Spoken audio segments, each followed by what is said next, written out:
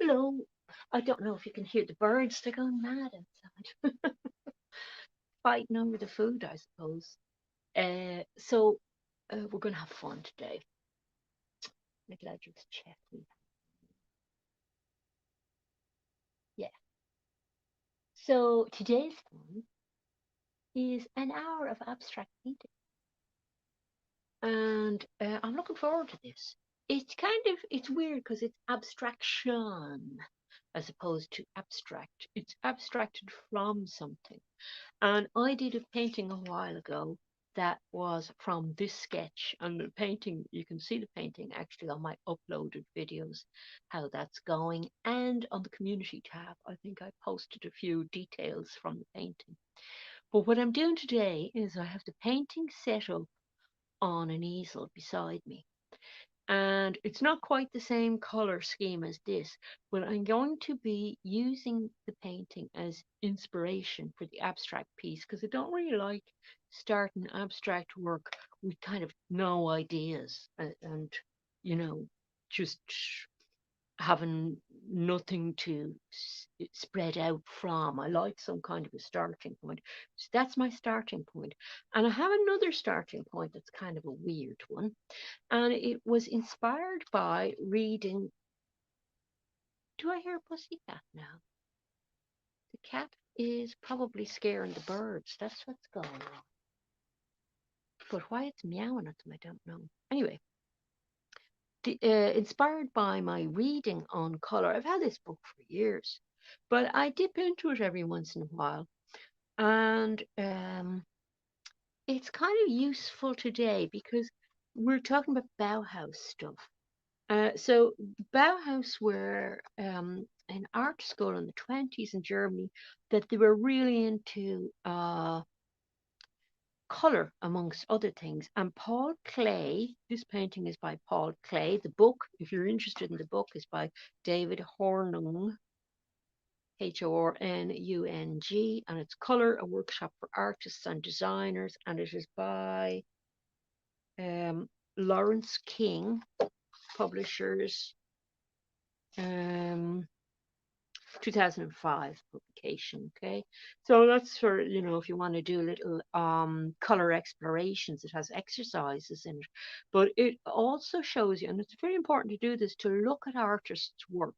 So these were Paul Klee was actually, he was a very well known artist himself, but an instructor in this art, design, and architecture school, basically. So they did a lot of experiments with color and a lot of really interesting stuff. And some of the kind of stuff that I'm looking at is the idea of color interactions. So, what colors do relative to one another, and also this kind of idea here, tonal progressions of um, these are kind of neutral colors. I've been working with neutral colors. Last week's live stream was about neutral colors. And what we mean by neutral colors is these kind of in-betweeny colors that don't really turn up on color wheel. But we had gone kind of just for the starting point for this in terms of live streams was making color wheels and using a limited palette, which was a yellow, red, and a blue, to mix colors, right? Just to simplify things down a little bit, so you kind of um, are doing more exercises with color and really getting into color. So now I want to do something in this painting about neutral colors, right? So I know that my painting, I wanted to have neutral colors, which are these colors that you mix by, you learned about that last week if you watched the live stream, but the live stream is there. It's last week's one on neutral color. The neutral colors were mixed by getting your whatever color you want. In this case, it was red. And um, we were looking at how to get neutral colors as shadows on things for when we're doing figurative work, not abstract work. But I want to use the neutral colors in an abstract to enjoy myself playing around with neutral colors. And for example, a red, you would get a neutral color for your shadow in the red by going directly opposite the red on the color wheel to green and mixing a green into the red. And that gives you a neutral color. And I came up with mixes. I didn't clean my palette yesterday because I wanted to save some of the mixtures that I had for today's live stream. And this was um, one of the nice neutrals that I came up with, as was this one, that were kind of the three main colors in your palette mixed make these kind of neutral colors as well. And it just depends on what proportion of either red, yellow, or blue you put in for the neutral. So that's just the background to the neutrals. Then this color here, I just love this color. And although my original painting doesn't have a color as strong as that in it, I came up with this color by accident and said, oh, yeah, I really want to have that in my painting. So I'm allowing myself one kind of stronger color in the painting. Although when you look at these two, that neutral there is quite a strong color uh, relative to that orangey red. And if you look at the color wheel, it is an orangey red. So the other thing, apart from color, that I have to deal with in this painting is the composition and the forms that go into it. So if it's not something in front of me that I'm painting or painting from a photograph, what am I going to do in terms of shapes and things? Well, over in the community tab, you'll see what some of the Bauhaus people did in terms of shapes and how they arranged their compositions and forms in an abstract way. And I have included a photo of a painting that isn't abstract to show you how something can be abstracted from something. So this is what I'm going to do now. So I'm going to kind of not be as talkative about it and just start doing it, all right? So what I want to do is figure out my composition, and I'm going to do it on an oil sketch pad. I got an oil sketch pad especially for this kind of experiment for live streams. Um, so I want to simplify these forms down and make it into an abstract thing. So I'm going to kind of analyze it first in terms of shapes. And I came up with the idea that I want to include an horizon line kind of an idea in the painting, right? So this is us working at composition painting. And then the main form in the painting is that tree shape, right? And I liked the idea of organizing the composition around the tree shape and the water shape. And so this one is going to be slightly darker, I think. Or else it might be just bluer. I don't know. Um, and then up here, I can either go with this as a formal shape to continue on up here, or I could kind of go with ovals, overlapping ovals or something like that, or triangles, or, rectangles. I don't really want to get bogged down in difficulty of painting different kinds of shapes. So I'm leaving them simple shapes because I want to concentrate on enjoying doing color. So see this waterfall kind of weir idea here. I might do include some sort of rectangular thing here so that I can get different gradations of tones going on and enjoy doing that and see how it looks relative to the other color beside it. Then up here, I don't know if I'm going to do these as overlapping shapes because if I do that, they go out of the picture. So I don't know how satisfying that'll be, but it might work. I don't know. We could just have it all about the same kind of shape. And I like this radial idea, maybe do something tonal here. I don't know, but it's a starting point. So the other starting point, we'll say that is the starting point for the composition. There's one other thing I want to take into account in the composition. And if I put a line down here, you'll see it. This side, this shape here, this is going to be a dark shape, okay? I could think of my canvas or my composition as being divided 1/3 to 2/3 roughly, okay? That's the kind of idea of what's called the golden section.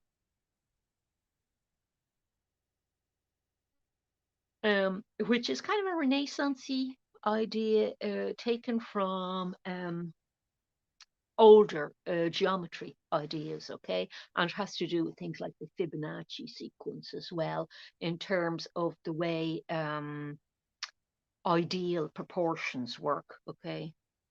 And the idea of good composition in the Renaissance came out of this sort of rediscovery of some ideas about ideal proportions, and people like Plato and Socrates were involved in that idea. And I'm giving you these things in case you want to read about them. Like the Bauhaus, I'm mentioning the Bauhaus in the first place, because sometimes to get a wider context for art and get a better understanding of art, you have to be looking at the good stuff, yeah? We look at mass media all the time and magazines and things, but we have less mass media showing us um, the the non-marketing version of fine art. So it's good to go off and have a few starting points like that you can look things up. So you could look up golden section and art. You could look up ideal proportions and art. You could look up Bauhaus and art. You see. So I have a little bit of reading over there in the community tab about Bauhaus that um is kind of, it just shows you that art is incredibly interesting to read about, and that it is not necessarily what you think it is, you know, because a lot of things we think are art these days um, originate in marketers sort of taking art ideas and using them for marketing purposes, and art gets changed, once marketing comes into it. And then everybody forgets that there is this thing called fine art. So it's good to go back to basics. And Bauhaus really believed in going back to basics and trying to get semi scientific about color, which, there's only so much you can do with that because it's subjective as well. And we did allow for that fact that color is very subjective as well. So let's get started on our picture. And this is kind of homage to the fact that it is an abstraction rather than an abstract. Although if we do this, it is going to be completely abstract. But it grew from a picture that, in fact, I might move that horizon down, I think, maybe. I'd like to have the horizon off center as well. And the reflection of the sort of, this is the water area here and the tree. I'm still working with subjective ideas, you see. It's not abstract in that it's completely abstract from life. And I have my 1/3, 2/3 kind of idea there because you don't want everything just plonked in the center. So, and in fact, it's going to be a little bit weighted this direction because I have a few things going on here. Now, I have not decided about colour yet, only I just haven't told you about it. So this is the main idea I'm doing, right? And I want to do some, I don't know what's happening up here yet. There might actually be a rectangle up here because look, we can work in, oh, it's not in this one. There's a little cottage up here. So we might work in a little rectangle here. And it is a little bit derivative because I think it's Theo von Duisberg did stuff a little bit like this, but Kandinsky did stuff a little bit like this, and that's their Bauhaus people with kind of lines running out of rectangles and everything, because they were playing with forms and trying to get forms to balance. So I'm not as worried about the forms balancing as I am about exploring the color today. That's what I really want to do. So color wise, here's what I'm doing. And I have a link under the video to show you kind of how to explore this. But I have a couple of props as well that are kind of interesting. And I only found the link yesterday. I thought, yeah, that solves my problem that I like having starting constraints. So one of my starting constraints is color.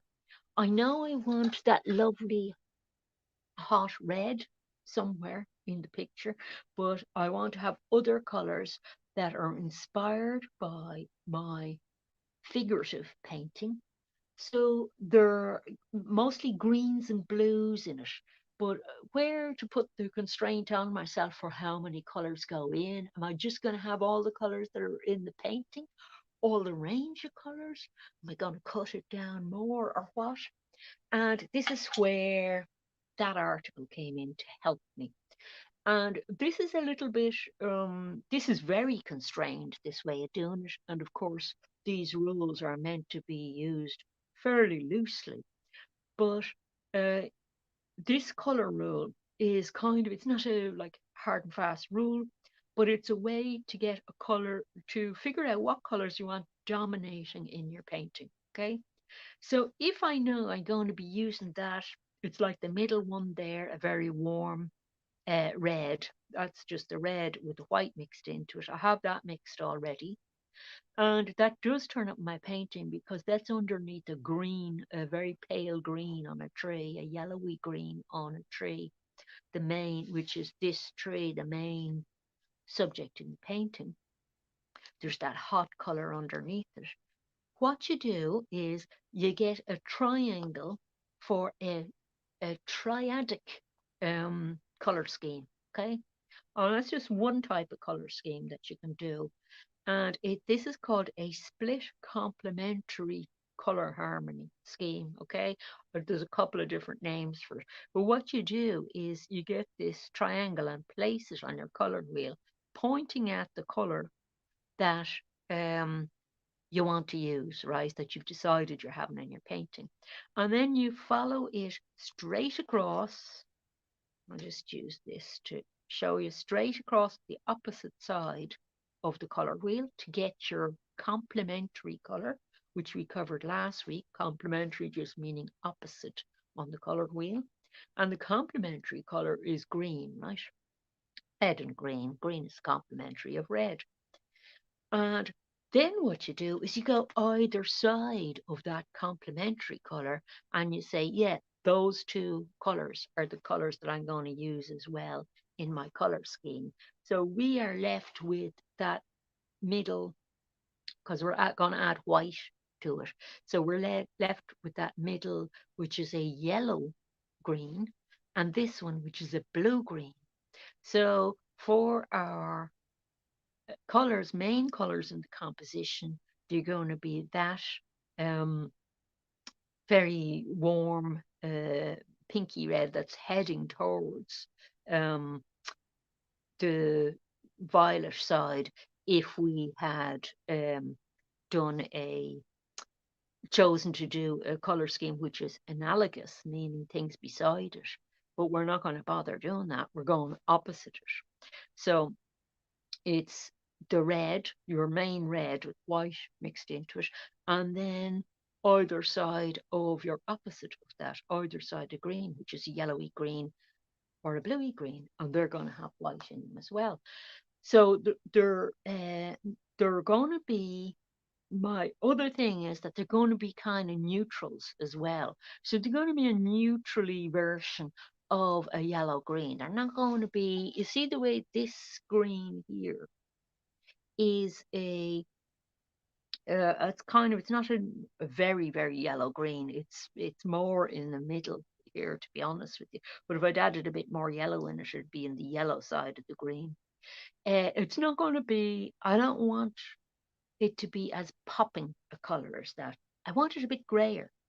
So what I have is I already have greys that are left over from mixing complementary colors, so I'm going to make use of those in my palette.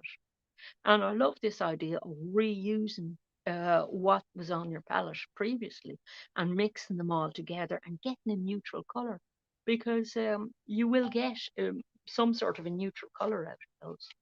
So that's a pretty cool way to reuse them. So just a note before I started, the other thing I could have chosen to do would have been a straight triad of colours, which are evenly spaced colours, which when you look at the colour wheel there, our red, blue, green is a triad already, isn't it? So, in your painting, you could say, okay, my painting is going to be a triad and mainly red, blue, green colours. Why do we do this? It's just to stop your colour getting too all over the place. But the good news is that we tend to do it. We tend to do it naturally. So what I want to do is, this just makes you aware of it and able to work with it better. You know what I mean? So what I want to do is I want to get a more neutral version of this yellow, and I just want to make sure you have that in shot. So I'm going to mix in a little bit of my leftover greys, and actually that green is drying up slightly, so I'm going to have to mix some fresh green. But I love some of the neutrals. I really do. So let me just refer to this again. And where I'm going is I'm going with this, what the shape that was inspired by the tree color. I'm going over to the yellow side of this, but I'm going to make a more neutral, there's no such word, but a more neutral version of this yellow green. Okay, so I do have to add more yellow to it though. And you would have seen me raving on a short video about some new glass palettes that I got. I came up with this brainwave because I had tried out this glass palette, which is an old, it's a tempered glass microwave plate, and I liked it, but it was much too small. So I said, well, how can I get that it's, not actually an artist palette, because they're very dear. The ones they're selling as artist palettes are terribly dear. And I came up with the brainwave. Oh yeah, chopping board, because that's tempered glass, and you can presumably get clear chopping boards, and you can. Okay, that's still a bit bluer than I wanted. And I'm going to have it a lot paler, so I want white to go in there as well.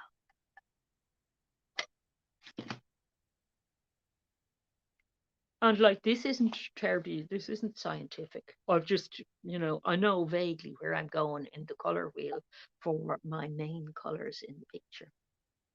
And I'll put in my main colors and then work around them. But it's just a way to make me sort of not be like a hedgehog or a deer in the lights, startled and frozen about proceeding with this abstract painting.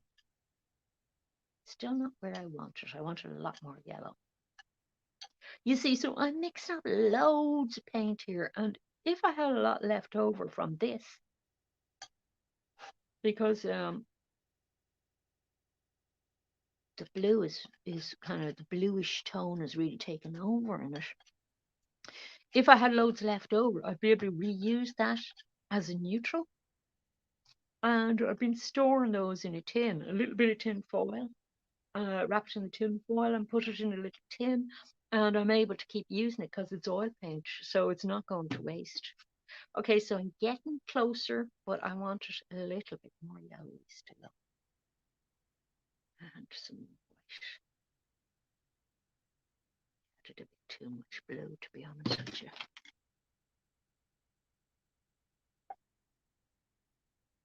But like, you don't want to be too mean in your mixing either. And knowing that you can save the color is nice.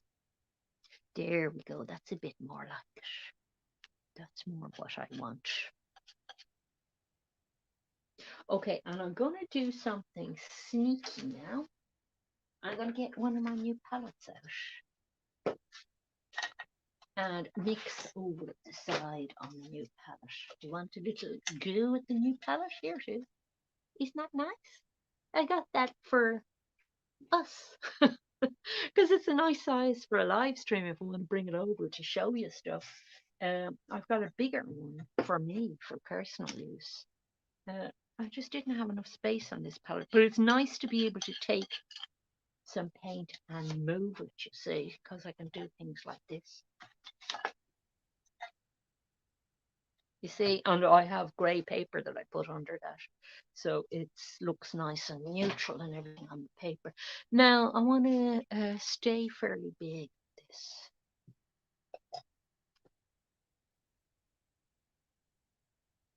And use big brush. Got new brushes as well, so I should be well sorted out for the next, oh, I don't know, year, hopefully at least. Okay, so that is a neutral tone and very pale. Now, one thing I will say about this is I won't really know where I am until I get rid of all the white here. So white is a really off-putting color. So we're going to do other things. And one of the other colors that we have to work with is,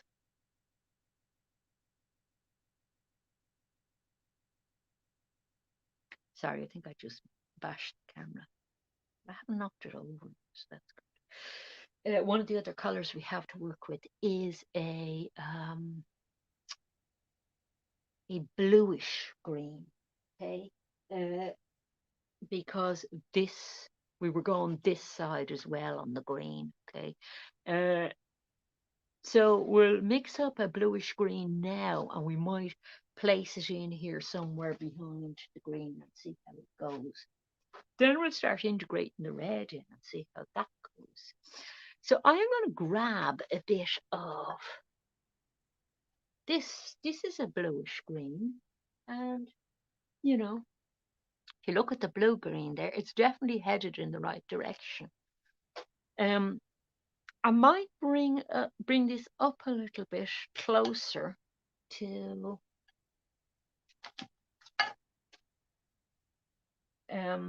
the other green in terms of tone. So I'm going to grab a little bit of white in with it. They don't have to be all the same tone. I didn't make that as one of my constraints.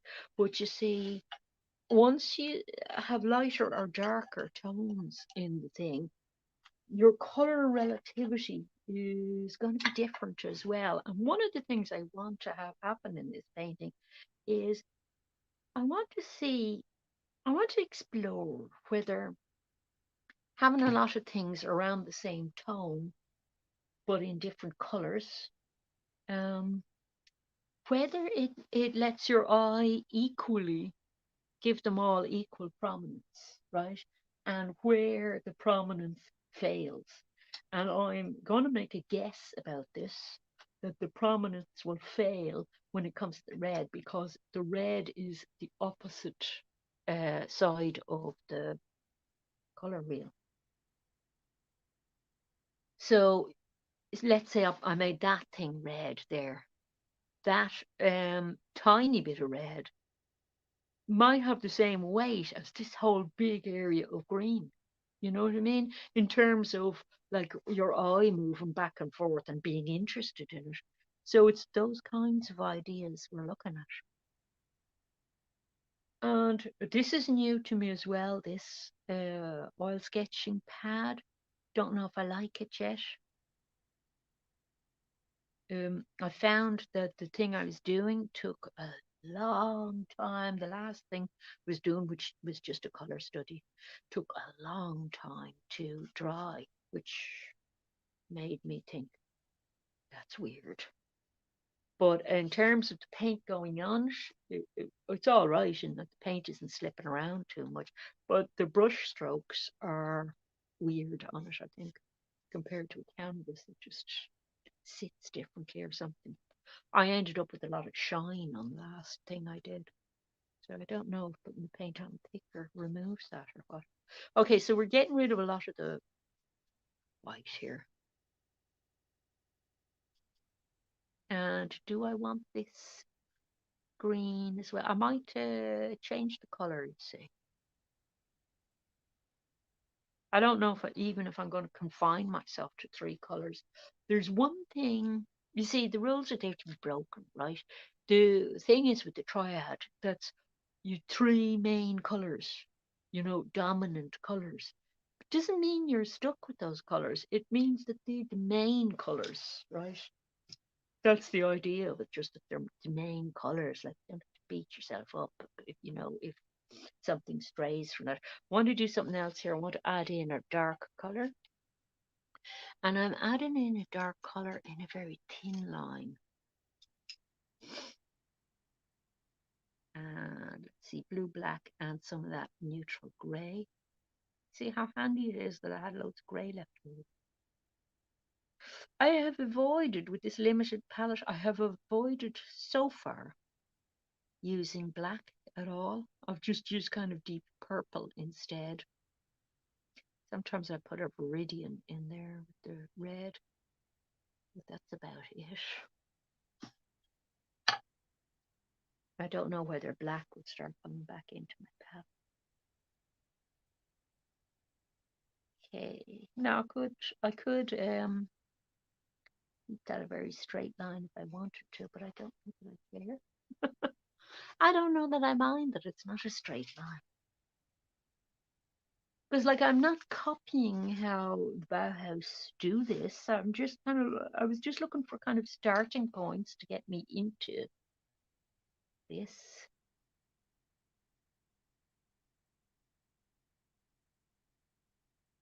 Like the last time I did an abstract, I think my starting point was just use rectangles, and then it turned into sort of rectangles that had rounded corners on them. So you see, even adding this dark color, that's changed it, hasn't it? Quite a bit. Anything you do in painting changes painting.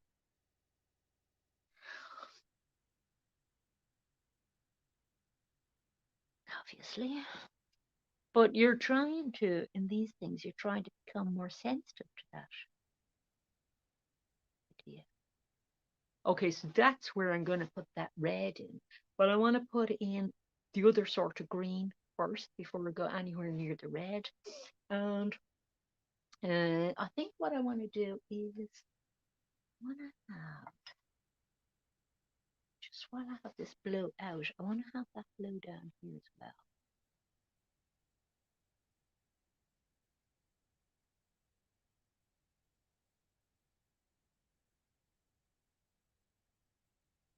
And it becomes more interesting as areas start to fill up. I'm going to put some of the blue down here as well. That kind of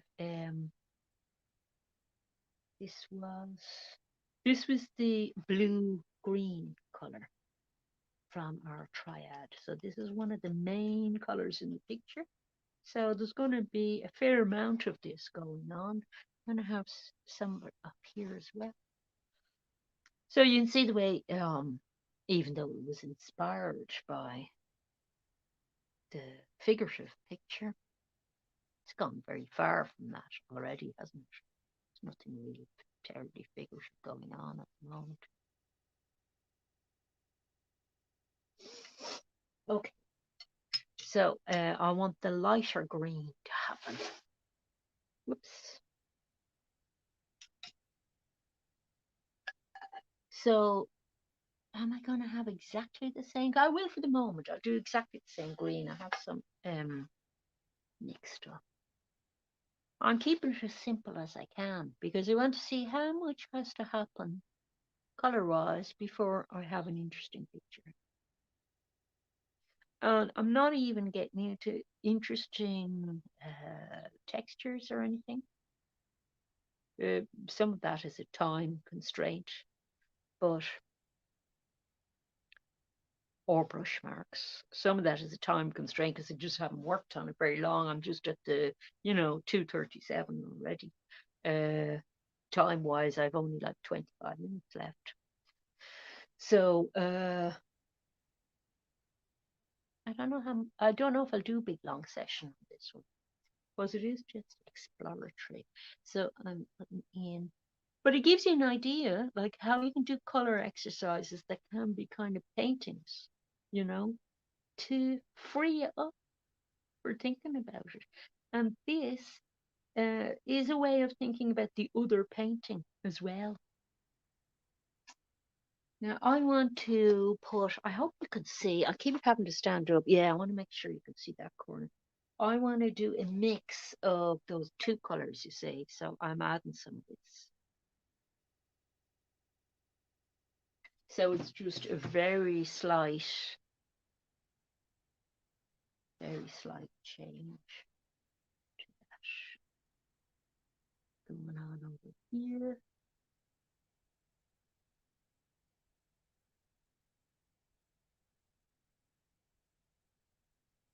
And then add even more in, and a bit of white as well, and sort of modulate that color up lighter over here so it fades out.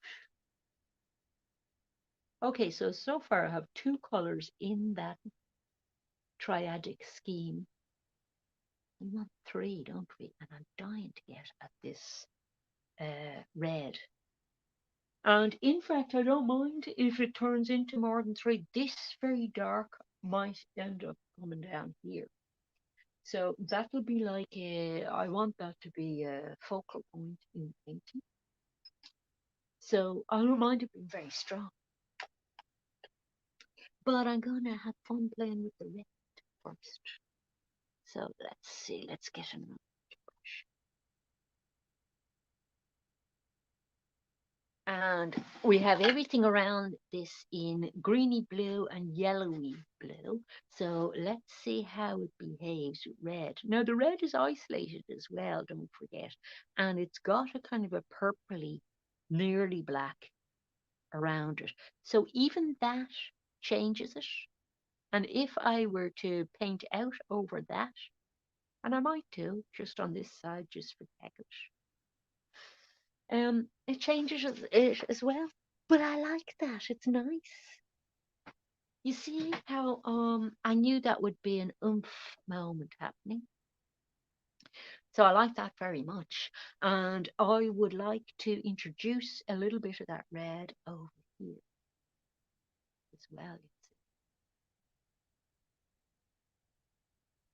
This is my third color.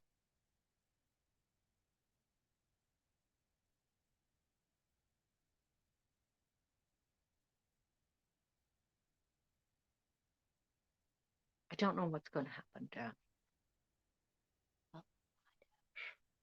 Oh, that's nice. Now, you see, I am thinking that I might like to do kind of blendy things that are about breaking up the shape and interaction of the two colors. So I'm going to do that. So we have, when you start doing something like this, I reckon you then have a figurative element entering the picture more, because this is adding a kind of a shadingy feel to it. But I like that shadingy feel because it was something in the main painting that was a feature of the main painting, and I am still thinking in a not totally abstract way. I'm still thinking in a slightly figurative way. So I'm okay with having this imply something figurative, which this is implying something figurative because it seems to be something that's going from a lighter shade to a darker shade, if you get me. Okay, so what about if I brought some of the red in there? I don't want the red to take over either, but I do want to play with this idea of the red a little bit. So the idea of playing is important in painting, isn't it? So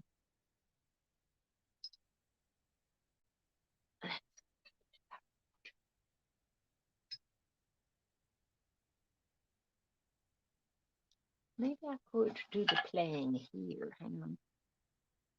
Yeah, change my mind.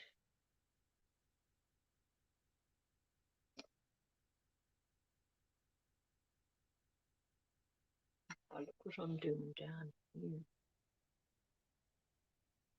I'm using the red with that neutral grey. So we're still working with the same colours, but we're working with this shadow colour now. Okay.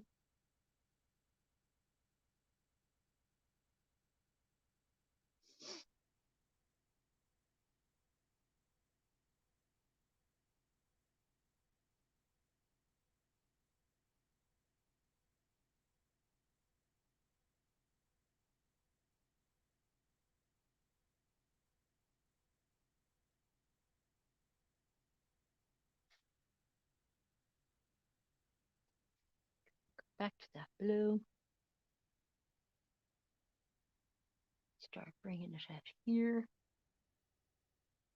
And I'm going to go lighter on the blue, mixing white, because we're still working with a neutral, but we're playing with the tone, bringing the tone up a little bit to imply something different, you see. So I'm sort of implying something about sky meeting trees here, you see, but just in a different way from my original painting, the way my original painting did it. I'm going to go back to that warmer green for this now.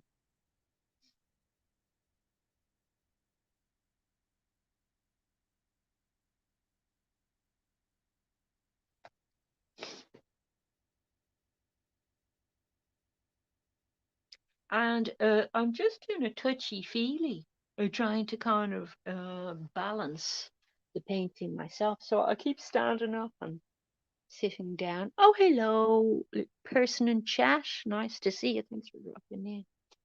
Fun watching an abstract painting develop. Yeah, it's scary for me because it could be a horrendous flop, you see. And then people go, well, I don't like her stuff. I won't watch her again. But you see, you have to forget all that and say, no, no, no, no, I want to grow and learn as a painter. So you have to be prepared um to flop at things, you know. I don't mind flopping. So this is obviously the sun in the sky. You're more involved in thinking, oh, nice stroke. Yeah, I'm thinking that as well. I'm thinking about the brush strokes and wishing I was kind of, I mean, I don't mean it in a horrible way to viewers, kind of wishing I was on my own time in that I keep this deliberately to an hour because I don't want people to be bored stupid and indulge myself so much that I think that people are fascinated in watching me oohing and on about every brushstroke or agonizing about a brushstroke for, too long or something. And I tend to rush things a bit in the live streams. But for the last 2 days, I was working on the painting that is the not abstract version of this. I got to work on it. I'm going to add something in there because I want to lift that out again. Um, I got to work on that painting and I was putting in like 4 and 5 hour sessions and taking my time over having lunch and all this. And I love the white actually. And I loved it. I loved doing that, having as much time as I wanted to do something. Uh, But at the same time, I find I love doing the live streams because they hurry me along with trying new things and push me a little bit. So they're very beneficial for me too. So I don't resent them at all in that sense. But if a painting is going really well, I'd sort of say, okay, I am not rushing this for anybody and risking messing it up. I'm going to put in uh, this very dark shape down here,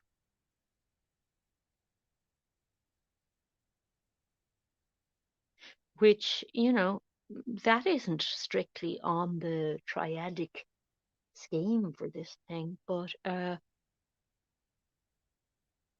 it's only a guide, that scheme. And I'm still staying within this bluish green, yellowish green, and red triad as being the dominant colors. So I could come in and add other colors, but as long as they're not, the other colors aren't taking over anything, um, I'm still working with that scheme fairly successfully. And I love the white, so I don't know whether I want to leave the white in this, because that is the water area. So I don't know whether I want a few bars of white somewhere, or maybe a bit of white intruding on it. But I'm gonna do the nod to the landscape thing and maybe have a warmer green here, but that's gonna really change things, I think. I'm tempted to do a purpley color, which let me have a look at my color wheel and see where I'm going with that. If so, yeah, you see, I'm tempted to go down here with the color because it's in keeping, or brown. Yeah, kind of a brownish one. It's in keeping with the painting, and it'll work. I think it'll work. We'll try it. Do you see this kind of color? I think we'll go more that way. Wow, that neutrally, the bluish neutral really takes over. I'm going to go darker on this. That's what I'm looking for, that kind of color there. The earth thing, you know, the earthy color. And I might go more purpley as it comes down. But part of the idea of this painting is for more messing with neutrals in an enjoyable way. And I'm using very thinned out stuff because I want a little bit of paper showing through. And I want a kind of an ochre happening as well. Let's see.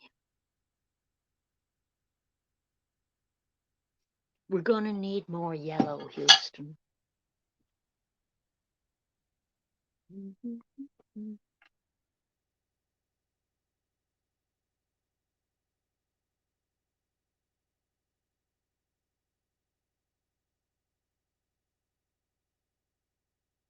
So for the ochre, I can actually use a little bit of the red in it, a bit of the yellow, and a little bit of that neutrally blue again.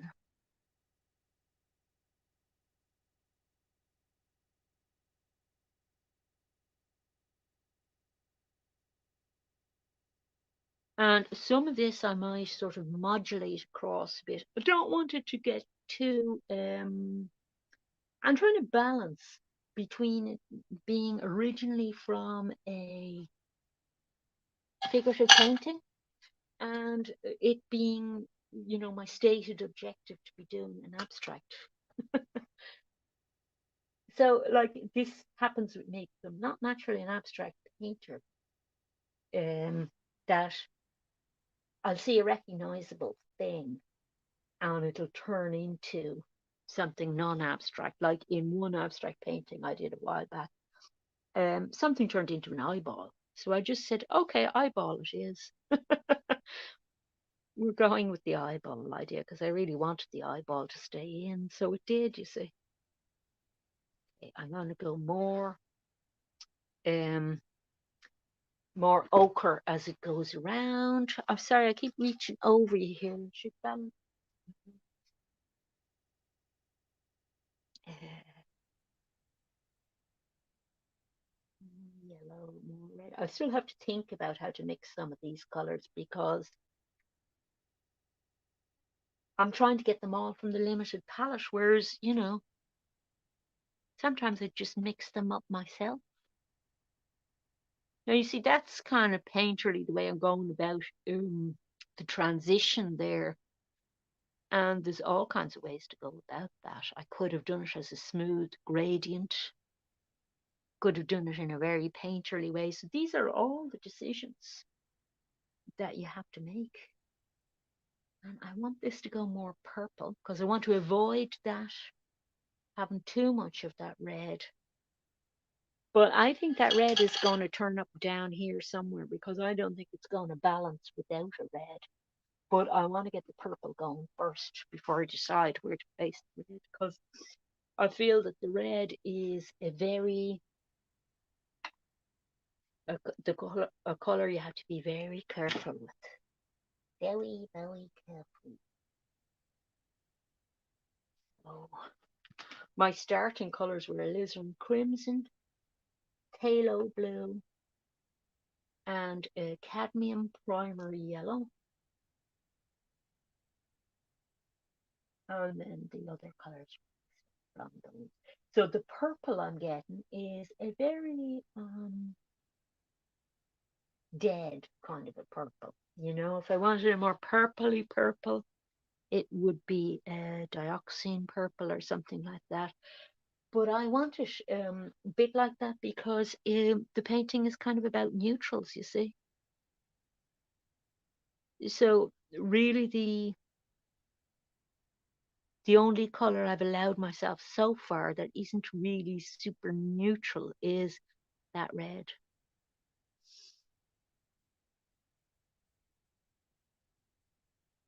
And I put those constraints on myself because I thought, no, I won't have any self control if I don't. And then it'll just turn into a very, very colorful free for all thing, which I don't want it to be. I want it to be have a feeling of restraint about it. So you see, this is working with the subjective ideas as well that you have about the thing, as well as just color. It's not just about color; it's about subjectivity. But it's also about you as you go along relating to the painting. And I'm constantly saying, okay, is that working or is that taken over? And I'm looking forward to getting into this shape. Only a few minutes left to get in there, but I want to get in there to that shape as well and interrupt the shape.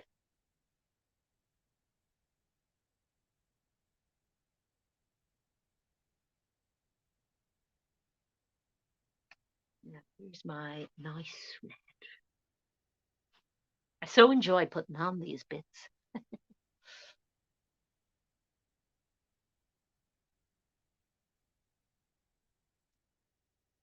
And I like this, whatever's happening here, this effect, which is quite a figurative effect because it looks like a cast shadow, but I love it. So I would play more with that idea, and I might bring more blue, you see, around because this is kind of reflecting in this.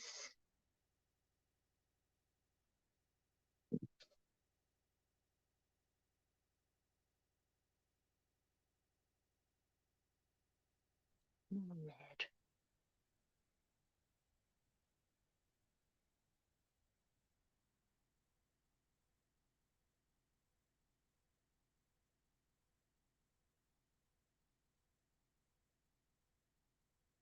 And yeah, I like that now. That's kind of interesting. Flip it around for you, sure. You mean upside down? Oh, that's actually an interesting thing to do because you can see where the weight is in something is going to change as well. I don't like what's happening over here. Something needs to soften about that because the way of dealing with that compared to the way of dealing with this isn't working for what I want. But I want to think about it in terms of it's just a blending thing. It's not even a color thing.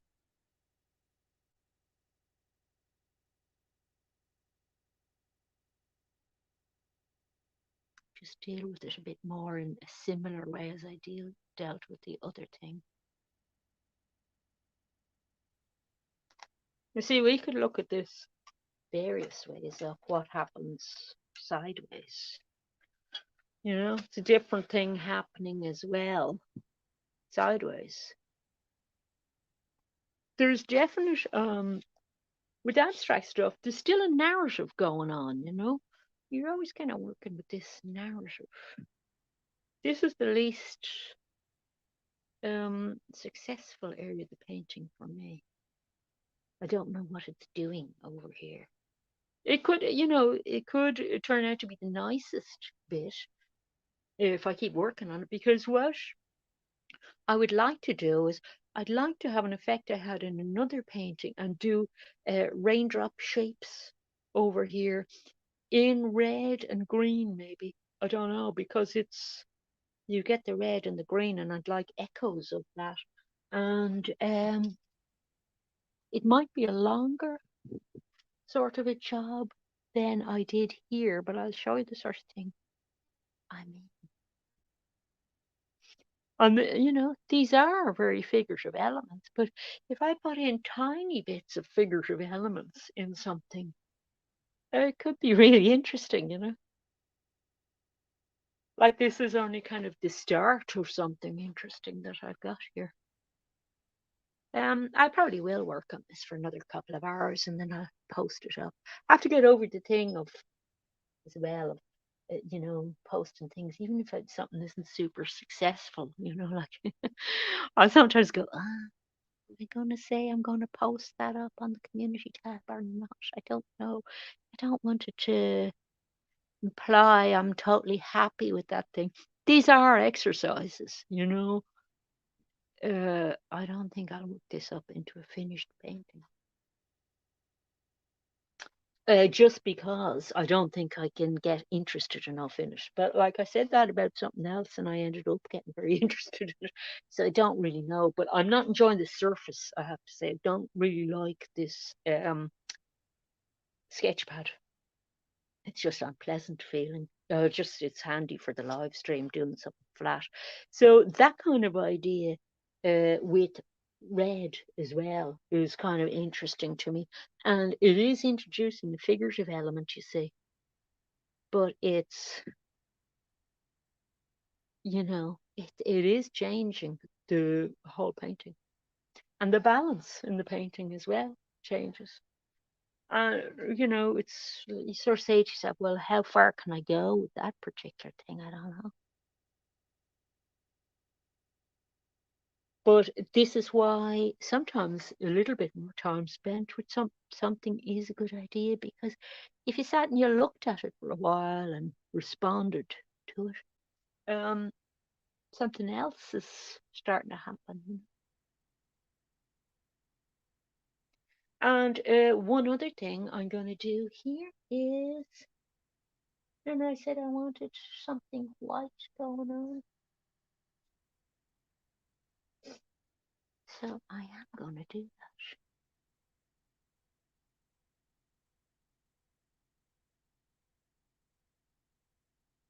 See, every little mark you make changes the whole thing. That's very figurative, isn't it? You can tell it was something about water, and like it's now become about reflections where it wasn't a minute ago, really, except for the two shapes. So kind of the theme of the thing is reflection. It's kind of how simple do you want to keep it? Every element you introduce changes the narrative in the picture completely. And so the picture becomes about something completely different every time a new brush stroke or a new color goes down. But we did manage to kind of work within the constraint of the triadic scheme. So I liked that. I liked being able to work with that. The other thing I could have done would have been, blending out from that central shape. Because I did want to play with the idea of moving between abstract and figurative. I like the idea of playing with that idea. But I did get to think about balance of things, didn't I? So that was nice to be able to do that. And my challenge was, and if I finish it, is going to be Um, how much am I going to push it? Am I going to lose bits by pushing it more? Um, or am I improving it by pushing it more? And you kind of have to decide these things. This is I like the idea of this shape breaking up. So okay, so I'm going to go off just after the time now. I'm going to go off, play with this more, and I'll post it up in the community tab, whether it's good, bad, or indifferent. When I'm finished, and then later on in the day, I have a cute little short video for you, which is a big Bauhausy as well, because it's taking a line for a walk exercise.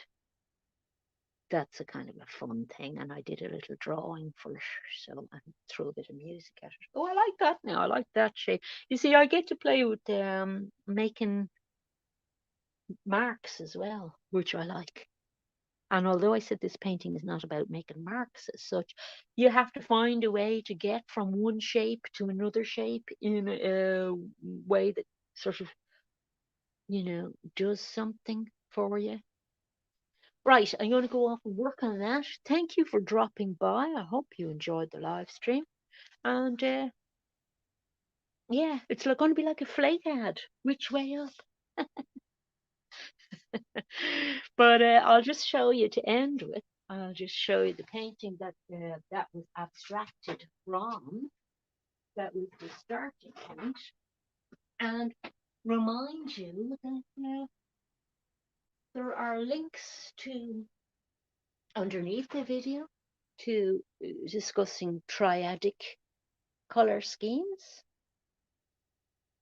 and other sorts of triadic, dyadic color schemes and ones with 4 colors. And then over in the community tab, there are a couple of links to Bauhaus reading things as well. So I hope you got something interesting out of that. And I'm definitely going to do a little bit more painting on that after I have a cup of tea, of course. And happy painting during the week. And you might get a new upload out of me during the week. You never know. I have a scheme hatching for something I want to do in the garden. I want to figure out how to set up a garden hide for painting with my tarpaulin. So I might do a little video on that if I decide to do it during the week. I'll do it sometime it isn't raining, but the scheme is so that I can sit, in theory, I can sit in the garden and paint even in the rain. And that'd be quite enjoyable. I'd enjoy painting in the rain. So that could be an amusing thing to see me set that up and sit there doing a little bit of drawing or something. So happy painting, folks. I'll be filling in more things here. Still, it's balanced underneath. I like all this. Some little thing needs to happen up here in the top. And it could be something as simple as a tiny little bit of color coming out here. Rays that balance these rays here. Don't know. Let's see. Okay, that was our Bauhaus-inspired abstract. Happy painting, whether you do abstract or figurative. And see you next time. Bye.